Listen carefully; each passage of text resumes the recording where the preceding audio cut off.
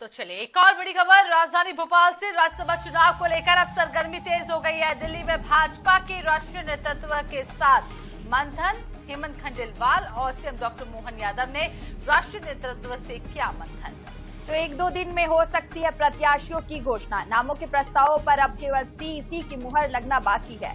तो देखिए, राज्यसभा प्रत्याशियों के नामों की घोषणा अब 1 से 2 दिन में ही हो सकती है। नामों के प्रस्तावों पर अब केवल सीईसी की मुहर लगना बाकी है।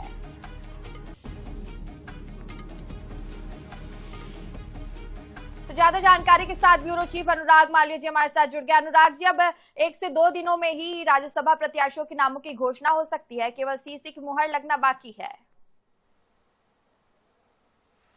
अनुराग जी, आप हमें सुन पा रहे हैं?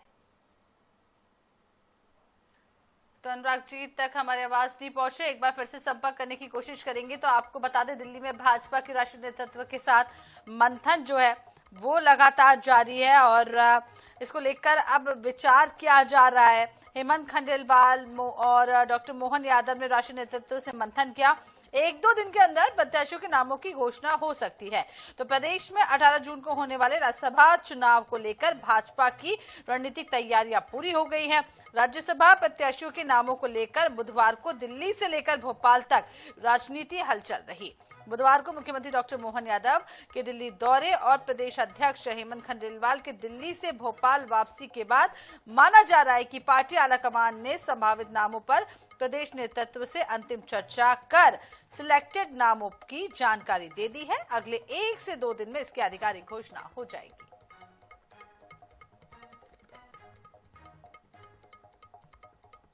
तो सूत्रों के मुताबिक आपको ये भी बता दें कि राज्यसभा चुनावों के जरिए पार्टी आगामी संगठनात्मक प्राथमिकताओं को साधने जा रही है। मुख्यमंत्री और प्रदेशाध्यक्ष के दिल्ली दौरे के बाद अब गेंद पूरी तरह से जो है वो केंद्रीय चुनाव समिति यानी कि सीईसी के पाले में मानी जा रही है।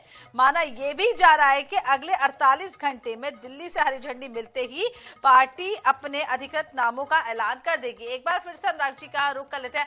अनुराग जी, आप हमें सुन पा रहे हैं?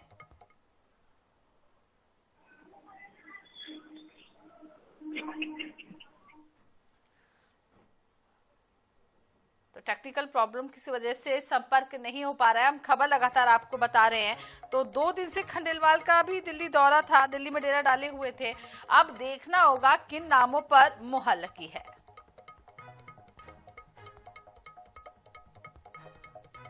तो मुख्यमंत्री डॉक्टर मोहन यादव बुधवार को दिल्ली में केंद्रीय उद्योग एवं वाणिज्य मंत्री पीयूष गोयल समेत कई पार्टी के पदाधिकारियों केंद्रीय मंत्रियों से मुलाकात करते हुए नजर आए।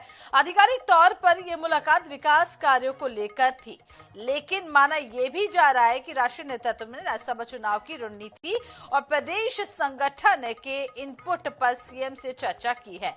इसके ठीक पहले भाजपा प्रदेश अध्यक्ष हेमंत खंडेलवाल 2 दिनों तक दिल्ली में डेरा डाले हुए थे।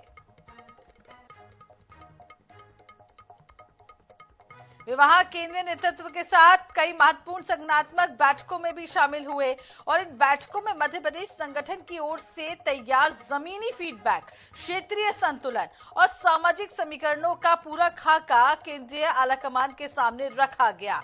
राष्ट्रीय नेतृत्व से अहम दिशा निर्देश लेने के बाद प्रदेशाध्यक्ष बुधवार को वापस भोपाल लौट आए हैं। तो मध्य प्रदेश में आपको बता दें, अब हलचल जो है लगातार तेज हो चुकी है। दिल्ली में हेमंत खंडेलवाल और डॉक्टर मोहन यादव ने राष्ट्रीय नेतृत्व से मंथन किया। अनुराग जी लगातार हमारे साथ बने हुए हैं। अनुराग जी, आपको हमारी आवाज मिल रही है? जी, आप सुन पा रहे हैं? जी, आपकी आवाज आ रही है। तो हम चाहेंगे कि आप इस खबर पर डिटेल से बताएं। अब दिल्ली में जो कल मंथन हुआ है, हेमंत खंडेलवाल वापस जो है राजधानी लौट आए हैं, क्या कुछ लगता है किन नामों पर चर्चा हुई होगी और क्या केंद्रीय नेतृत्व ने अब राज्यसभा चुनाव के लिए नामों को फाइनल किया होगा?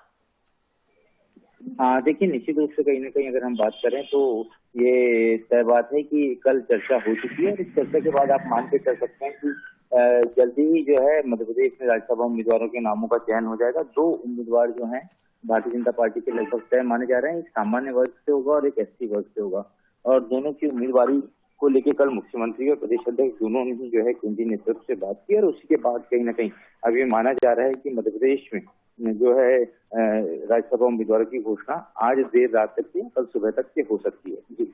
जी बिल्कुल अनुराग जी, तो उम्मीदवारों की घोषणा आज देर रात या फिर कल सुबह तक हो सकती है। आप बने रहेगा अनुराग जी हमारे साथ, कुछ अन्य खबरों पर भी आपसे अपडेट लेंगे।